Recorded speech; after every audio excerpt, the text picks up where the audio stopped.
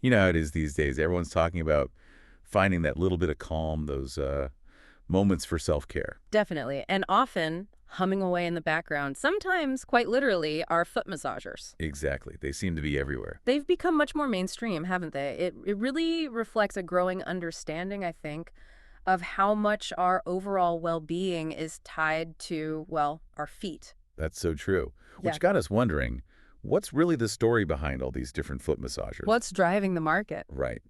So we've taken a deep dive into a recent report from Cognitive Market Research.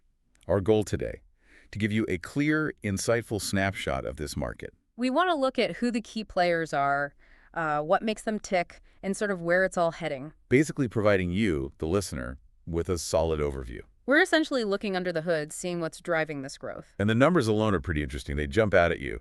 In 2024, the global foot massager market was valued at USD 4,852.9 million. Wow, that's significant. And it's projected to hit USD 7,169.9 million by 2032. Okay, so that's a steady climb, about 5.00% CAGR each year. Which points to pretty consistent, considerable growth, doesn't it? It really does. And the report highlights some compelling reasons for this upward trend. Absolutely. I mean, we're seeing more and more of those lifestyle-related foot issues cropping up, aren't we? Things like plantar fasciitis, yeah, or the discomfort from diabetic neuropathy. And just plain tired, achy feet from our busy lives. People are actively seeking relief. And there's like a much greater awareness now that foot massage isn't just a luxury, you know? It's not just pampering. Right. It's recognized for its actual tangible benefits, stress reduction, improving circulation, just supporting overall foot health. Plus, the technology inside these things is really, really advanced. We're way beyond just simple vibrations. Wow, completely. What's fascinating is the sophistication you see. Smart foot massagers offering heat therapy. Heat is good. Dip, kneading, shiatsu, that's the Japanese technique using finger pressure, basically, and air compression, too. It's all getting much more refined. Right. The report even points to things like AI-driven massage programs. Imagine that.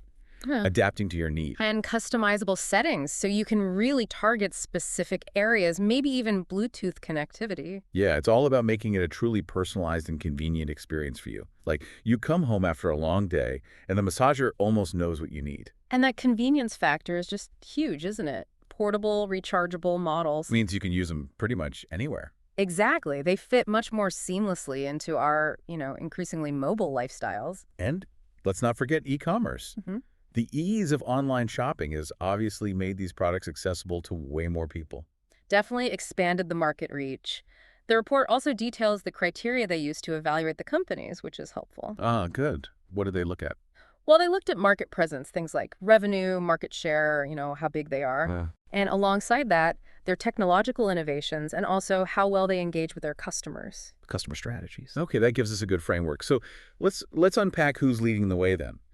The report puts Panasonic right at the top. Yes, they hold a really significant slice, 20% of the market. Wow, 1/5. And their reputation is really built on that cutting-edge technology and a more premium product range. They're the ones incorporating those really sophisticated techniques, right? Shiatsu, kneading, air compression. Sounds pretty comprehensive. Precisely. You could almost skip the spa, like you said.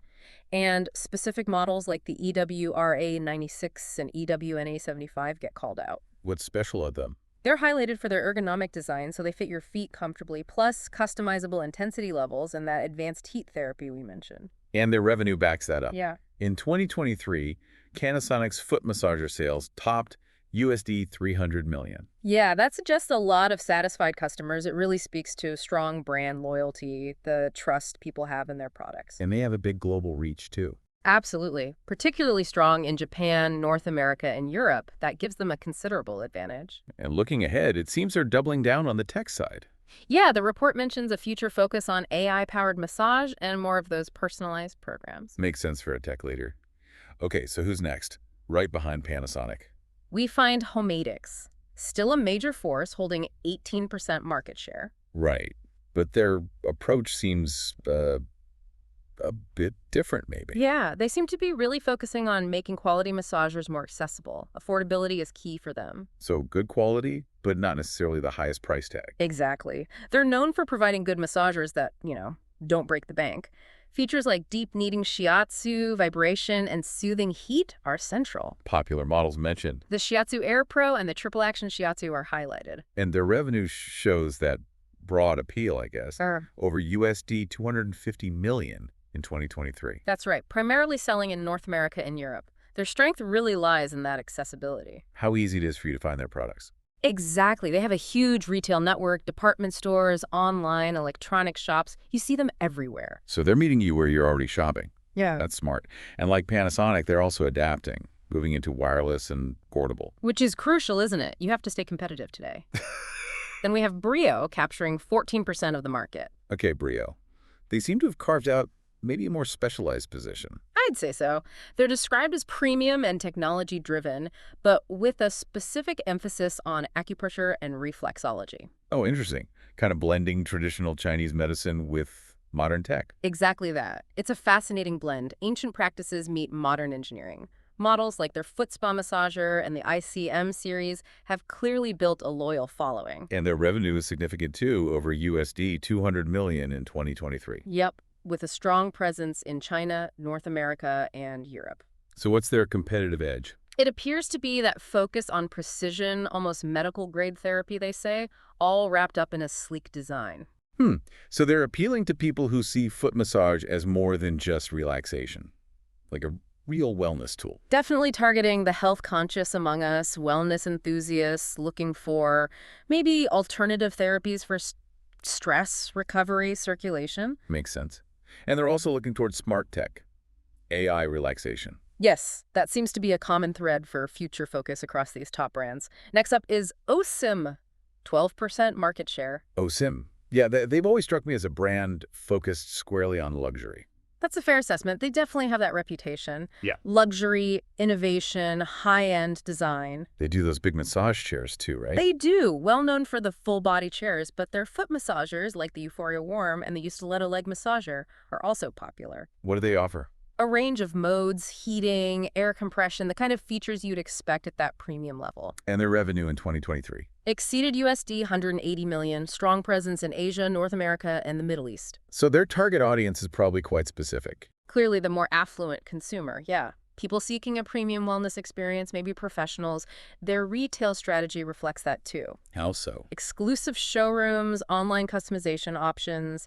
It's all about that high-end positioning and experience. Right, it's the whole package. And they're constantly refining things. Constantly refining ergonomic design, deep tissue massage capabilities, therapeutic heat, yes. Okay, one more in the top 5. Inada.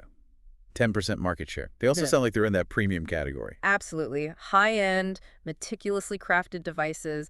They really emphasize traditional Japanese massage techniques. What kind of features? Things like deep muscle penetration, reflexology focus, multi-angle compression. Very sophisticated. And their Dreamwave foot massager is mentioned as an industry benchmark. That's quite something. It is indeed. Their 2023 sales were around USD 150 million, primarily in Japan, the U.S., and select European markets. So maybe a more focused reach, but a strong reputation. Exactly. Targeting high-net-worth individuals, wellness-conscious consumers who value that quality, craftsmanship, and authentic therapy feel. And they're also developing further.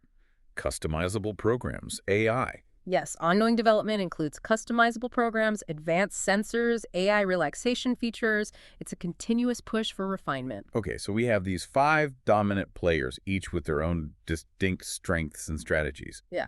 But it's not guaranteed they stay on top forever, right? The report mentions challenges. Yes, and this is where it gets really interesting for the market dynamics. It's not static. Competition heating up. Definitely. There's increasing competition coming from a number of emerging players, brands that maybe weren't household names a few years ago. Like who? Any names mentioned? Yeah, the report lists Sharper Image, Miko, Naipo, RENPHO, Foot Vibe, several others making waves. Okay, so what kind of pressure are these newer brands putting on the big 5? Well, the main challenge seems to be that advanced foot massagers are just becoming increasingly affordable and accessible. The price point. Exactly.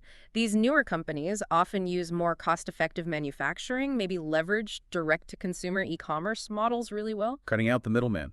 Sort of, and that allows them to offer features that are pretty similar to the top players, but at much more competitive prices. So you, the consumer, can potentially get many of the same benefits: heat, shiatsu, maybe even air compression, without that premium brand markup.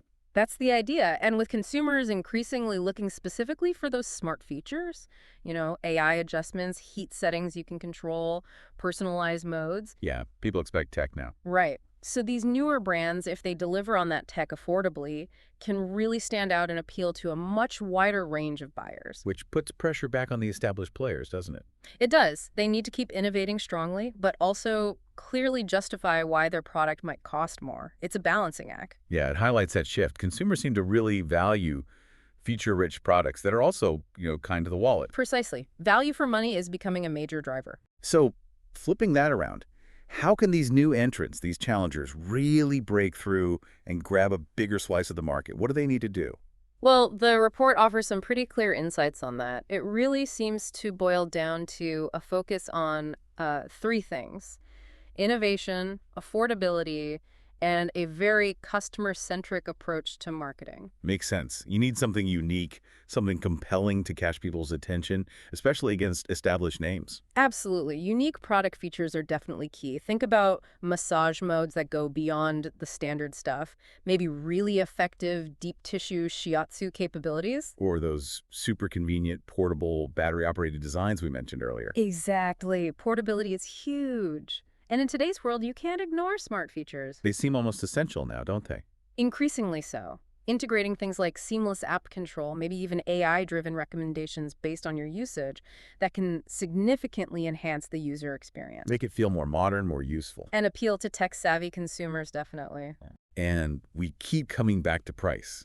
It really sounds like that's a major lever for these newcomers. It really is. Efficient manufacturing is critical, of course, but also smart distribution strategies. Like focusing on online sales. Yes. Partnering effectively with major e-commerce platforms, selling directly online these things can significantly reduce overhead costs. Which lets them offer more competitive pricing. Correct. And alongside the product and price, you can't underestimate the power of marketing, especially online. Social media, influencers. Absolutely vital. Collaborating with influencers, showcasing genuine positive customer reviews and testimonials, creating engaging content online. Builds that buzz and trust. Exactly. Especially crucial for brands that are newer and might not have decades of established brand recognition. And it's not just about making the sale, is it? What happens after you buy? Great point. Good after-sales support seems really important for building lasting customer relationships. Like warranties and returns. Absolutely critical. Offering strong warranties, maybe extended ones, having flexible return policies, and importantly, responsive customer service that can truly differentiate a brand. Builds loyalty beyond just the first purchase. Fosters that long-term loyalty, yes. So summarizing for these new brands, the key areas seem to be innovative smart features, thoughtful ergonomic design, and that crucial element of affordability. Got it. Any specific examples of smart features that resonate? The report specifically calls out things like those AI-driven programs adapting the massage, easy-to-use app control, and maybe intensity that adapts automatically to the user's needs or preferences. Cool. And ergonomic design, it's not just about looks, right? It's about function. Oh, completely. It's about how the device actually feels and functions for you. Lightweight and portable designs make them easy to move and store. Less hassle. Flexible positioning so you can maybe target different parts of your foot or calf. High-quality cushioning for comfort. Pressure sensors, perhaps, to optimize the massage. Adjustable heat, too. Adjustable heat adds that therapeutic benefit, yes. And even things like quiet operation. You don't want a loud machine while you're trying to relax. And compact storage are important practical considerations. You make a good point. And the success of some of these newer brands like RENPHO and Miko, who were mentioned, it really highlights how powerful that combination of good features and affordability can be, doesn't it? It absolutely does. They've clearly shown that by streamlining their operations, maybe focusing R&D smartly, and really concentrating on delivering strong value. They can capture significant market share. They can, definitely. Even without the decades-long history or the sometimes higher price points of the more established players, it shows there's room for disruption. Okay, so pulling this all together then, as we wrap up, what are the main overarching trends shaping the future of this whole foot massager market? Well, the report concludes basically that we're in the midst of a really significant shift, a transformation, you could say. Driven by what, mainly? driven by those advancements in technology we've talked so much about, but also by evolving consumer preferences, what people actually want from these devices. And that general growing desire for convenient at-home wellness solutions. Exactly. People want to take care of themselves, and they want to do it easily at home. So standing still, just resting on your laurels, isn't really an option for anyone in this market, is it? Established or new? Definitely not. Continuous innovation, the ability to adapt quickly to what consumers are asking for, that will be essential for everyone. And smart technology seems like it's going to be a major, major driving force going forward. Without a doubt, things like AI-powered personalization, remote control via apps, more advanced therapeutic capabilities, these will likely be key differentiators. But it's not just about the tech inside, Right. right? It's also about how it looks, how easy it is to use. Precisely. Design innovation is vital, creating products that are not only effective, but also, frankly, aesthetically pleasing. Something you don't mind having in your living room. Right. And portable, intuitive to use. That user experience matters a lot. And we can't forget affordability. That seems like it will continue to be a huge factor. It's crucial for reaching a broader range of consumers, making these wellness benefits accessible to more people. And wrapping around all of that, marketing and service. Yes, a strong digital presence, leveraging social proof-like reviews, and providing excellent customer service will be absolutely critical for building and maintaining brand loyalty in what's becoming a very competitive landscape. So ultimately, long-term success in the foot massager market.